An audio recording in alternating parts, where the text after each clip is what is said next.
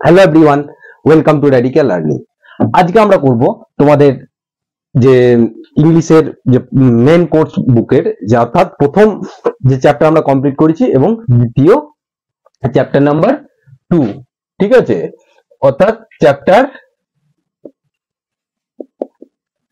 2 কি Nelson Mandela long walk two freedom, তাই না?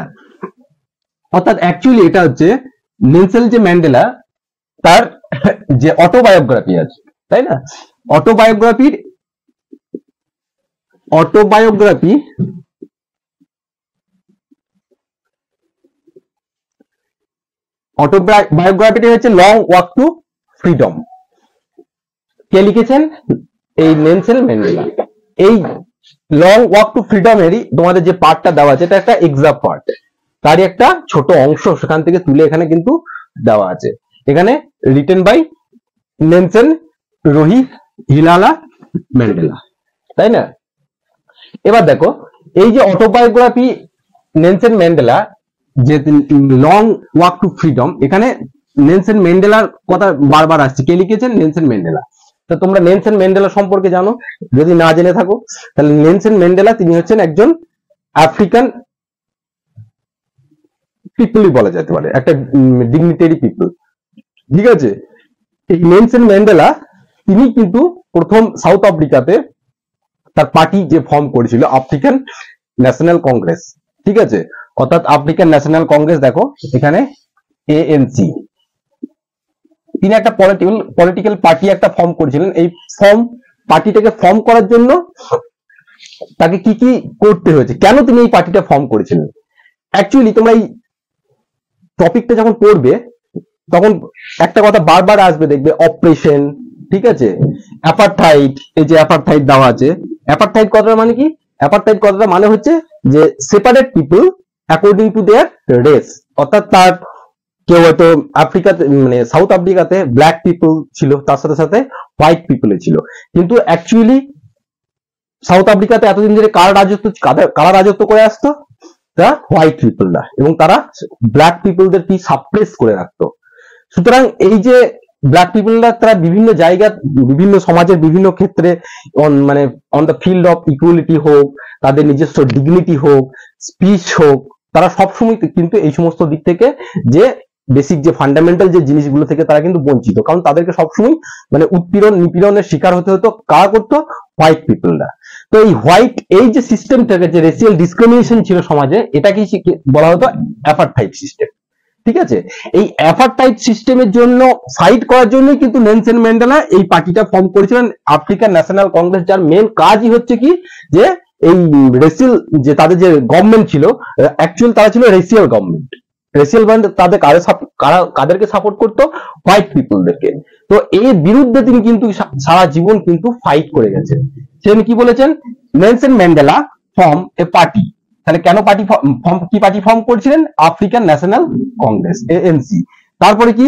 Spend life time fight against apartheid. Apartheid I already discuss about it, যে apartheid কি? Apartheid হচ্ছে separate people from their race, ঠিক আছে? এর বিরুদ্ধে তিনি আজীবন ফাইট করে গেছেন। তার জন্য তাকে কি করতে হচ্ছে? Spend 30 years in prison. সেজন্য তিনি কিন্তু মানে 30 বছর কিন্তু জেলে তাকে কাটাতে হয়েছিল, ঠিক আছে? এবং কি হচ্ছে? ডেমোক্রেটিক ইলেকশন, তারপর যখন ডেমোক্রেটিক ইলেকশন হয় সাউথ আফ্রিকাতে 1944-এ, ঠিক আছে, তখন কিন্তু মেজরিটি নিয়ে এই যে ANC পার্টি অর্থাৎ আফ্রিকান ন্যাশনাল পার্টি কিন্তু কি হয়? ক্ষমতায় আসে, কিন্তু দ্য পাওয়ার। এন্ড সেখানে কি হয়? Nelson Mandela became the first black president of south Africa. প্রথম কিন্তু ব্ল্যাক প্রেসিডেন্ট অফ সাউথ আফ্রিকাতে হয়, ঠিক আছে? এবং এই যে সরকার যে ফর্ম করে, যেহেতু নেলসন ম্যান্ডেলা এখানে মেনশন করবে যে এত দীর্ঘদিন ধরে তারা যে বঞ্চনার শিকার ছিল, তাদের যে সোসাইটি যে বঞ্চনার শিকার ছিল, এবার তার যে সরকার যে ফর্ম করবে, এই সরকারের মেন ক্রাইটেরিয়া, মেন ফর্ম মানে সরকারের মেন উদ্দেশ্যটাই হবে কি? নন রেসিয়াল গভর্নমেন্ট, অর্থাৎ এখানে কোনো ডিসক্রিমিনেশন থাকবে না, ঠিক আছে? তো সেই জন্য তার যে ইনগ্রেশন ডে 10th মে, সেই ইনগ্রেশন ডে জন্য কি হবে? যে ওয়ার্ল্ডের বিভিন্ন ডিগনিটারিজ আসবে এবং এখানে কি হবে? তার ইনগ্রেশন ডে তে নেলসন ম্যান্ডেলা কি করবে? তিনি তার স্পিচ দেবেন।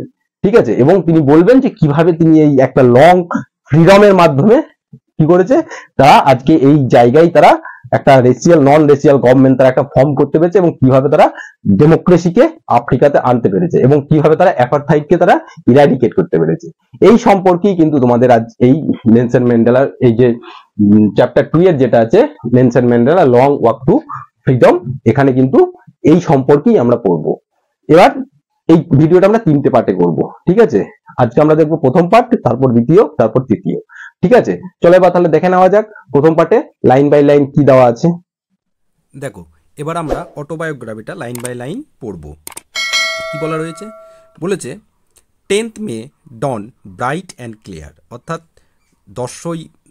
10 তারিখের যে সকালবেলাটা মে মাসের, সেটা ছিল ব্রাইট, উজ্জ্বল এবং পরিষ্কার। For the first few days I had been pleasantly beside by the dignitaries and the world leaders who came here to pay their respect before the inauguration।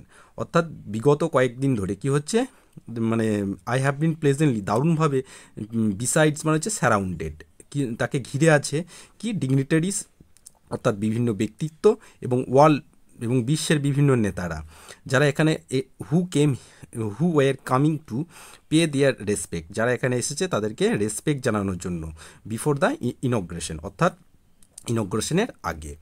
The inauguration would be the largest gathering, অর্থাৎ এই যে ইনগ্রেশনটা হবে, উদ্ঘাটনটা হবে, এটা হচ্ছে সবকে থেকে একদম লার্জেস্ট, সবকে থেকে বড় একটা গ্যাদারিং, জমায়েত হবে এভার অফ ইন্টারন্যাশনাল লিডার্স। কাদের সেই গ্যাদারিংটা হবে, মানে এখনও পর্যন্ত যা হয়েছে তাদের মধ্যে থেকে ইন্টারন্যাশনাল লিডার্সদের গ্যাদারিং হবে। কোথায়? অন সাউথ আফ্রিকান সয়েল, অর্থাৎ এই সাউথ আফ্রিকার মাটিতে। The ceremonies took place in a lovely sandstone amphitheatre form by the Union Buildings in Pretoria, অর্থাৎ এই যে এই যে সেরিমনিটা হবে, ইনগ্রেশনটা হবে, সেটা কোথায় হচ্ছে? একটা লার্জ স্যান্ডস্টোন অ্যাম্ফিথিয়েটার। অ্যাম্ফিথিয়েটার মানে কি?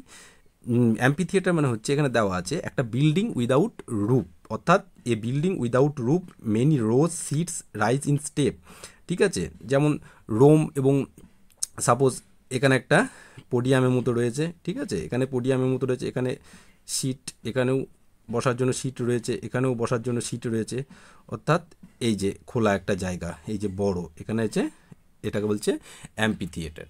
যেমন তোমরা অনেক মুভি, গ্ল্যাডিয়েটার যে মুভি টুভিগুলো রয়েছে, সেগুলো দেখবে যে অনেক রোমান এবং গ্রিসে কী হতো, এরকম লার্জ একটা জায়গাতে কী হতো, এখানে বিভিন্ন রকম খেলা হতো, ঠিক সেরকম এটা হচ্ছে মানে স্যান্ডস্টোনের amphitheatre form by the Union Buildings, কোথায়? প্রিটোরিয়াতে। ফর ডিকেডস, শতাব্দী ধরে, this had been the seats of white supremacy, অর্থাৎ এই যে অ্যাম্পি থিয়েটারে এই যে জায়গাটা প্রিটোরিয়াটা, সেটা কী ছিল, মানে শতাব্দী থেকে শতাব্দী কী ছিল, এখানে কারা বসতো? হোয়াইট সুপ্রিমেসি ছিল, একদম হোয়াইট মানে সাদা লোকেদের কী ছিল, এদের রাজত্ব ছিল, আধিপত্য ছিল। And now it was the seat of rainbow gathering of different colours, কিন্তু এখন আর শুধু হোয়াইট নয়, এবং এরা তো ব্ল্যাক, শুধু হোয়াইট ব্ল্যাক সবাই এসছে, যে রেনবো যেমন বিভিন্ন রং থাকে সেরকম এখানে রেনবো গ্যাদারিং হয়েছে। তার সাথে ওয়ার্ল্ড লিডারে বিভিন্ন লোক এসছে, সেই জন্য কিনা কী বলেছে? Rainbow gathering of different colours and nation for the installation of south আফ্রিকাস first Democratic and non racial government. তারা কিসের জন্য এখানে গ্যাদারিং করেছে? ইনস্টল মানে যে স্থাপন করতে, কী জন্য? সাউথ আফ্রিকার প্রথম ডেমোক্রেটিক, অর্থাৎ যে গণতন্ত্র এবং নন রেসিয়াল গভর্নমেন্ট, অর্থাৎ এতদিন যে তাদের সাউথ আফ্রিকাতে কী ছিল, যে একটা রেসিয়াল গভর্নমেন্ট ছিল, যেটা আমরা প্রথমেই ডিসকাস করলাম যে অ্যাপারথাইড, ঠিক আছে। কিন্তু এখানে তাদের হোয়াইট সুপ্রিমেসি ছিল, এখন কিন্তু আর সেই হোয়াইট সুপ্রিমেসি থাকলো না, এবং কী হলো? একটা ডেমোক্রেটিক একটা গভর্নমেন্ট হলো, এবং যে গভর্নমেন্টের মেন ক্রাইটেরিয়া হচ্ছে নন রেসিয়াল গভর্নমেন্ট, ঠিক আছে। তারপর দেখো, on that lovely autumn day I was accompanied by my daughter Zenani, অর্থাৎ এটা মনে রাখতে হবে, জেনানির হচ্ছে কার মেয়ের নাম। ওই যে অটমের শরতের কী হলো, ওই দিনে কী হলো, আমার সঙ্গে কে ছিল? আমার কন্যা জেনানি।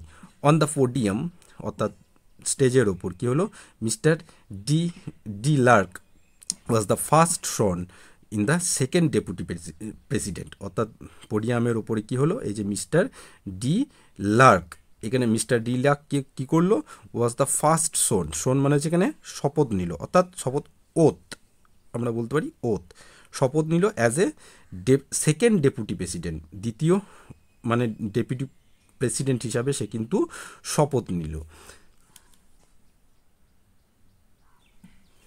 দেন তাবো বেকি, তারপর কেন শপথ নিল, তাবো বেকি ওয়াজ সন, তিনি শপথ নিলেন কি, as a first deputy president, ঠিক আছে, অর্থাৎ তাবো বেকি তিনি ফার্স্ট ডেপুটি প্রেসিডেন্ট হিসাবে কিন্তু শপথ নিলেন, ঠিক আছে।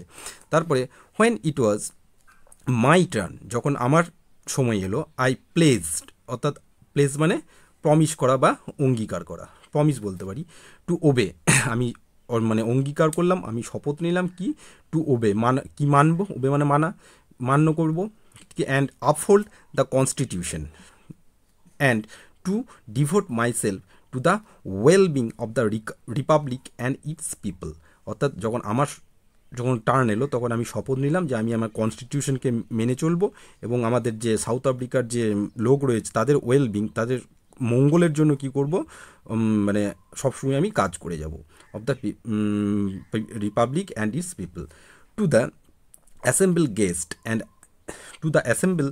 Guest and the watching world, ঠিক আছে, অর্থাৎ তাদের মানে অ্যাসেম্বল যারা যে সমস্ত গেস্টরা জড়ো হয়েছিল তাদের এবং যে সমস্ত বিশ্ব দেখছে ওয়াচিং ওয়ার্ল্ড, তাদের ক্ষেত্রে তিনি কি বলছেন, আই সেড, তাদের ক্ষেত্রে আমি কি বললাম যে টুডে অল অফ আস, ঠিক আছে, all of us do you presence by presence here confer glory and hope to newborn liberty, অর্থাৎ আজকে আমরা কি হয়েছি, যে জড়ো হয়েছি সেই তাদের সবার সাথে, যারা আমাকে দিকে দেখছে, যে সমস্ত ডিগনিটারি গেস্ট এসছে তাদের সামনে তিনি বলছেন আমি আজকে কি করছি, প্রমিস করছি এবং কি করছি, যে by our presence here confer মানে হচ্ছে এখানে গিভ, অর্থাৎ এখানে here glory and hope to newborn, এখানে কিসের আশা আছে, যে hope to newborn liberty কেন, নিউ বর্ন লিবার্টি মানে হচ্ছে এতদিন পর্যন্ত কি ছিল, যে সাউথ আফ্রিকাতে রেসিয়াল গভর্নমেন্ট ছিল, অর্থাৎ অ্যাপারথাইড ছিল, অ্যাপারথাইডে থাকার জন্য কিন্তু তাদের মধ্যে কোনো যে রাইট ছিল, ইকুয়ালিটি ছিল না, তারা প্রতিনিয়ত সাপ্রেস হচ্ছিল।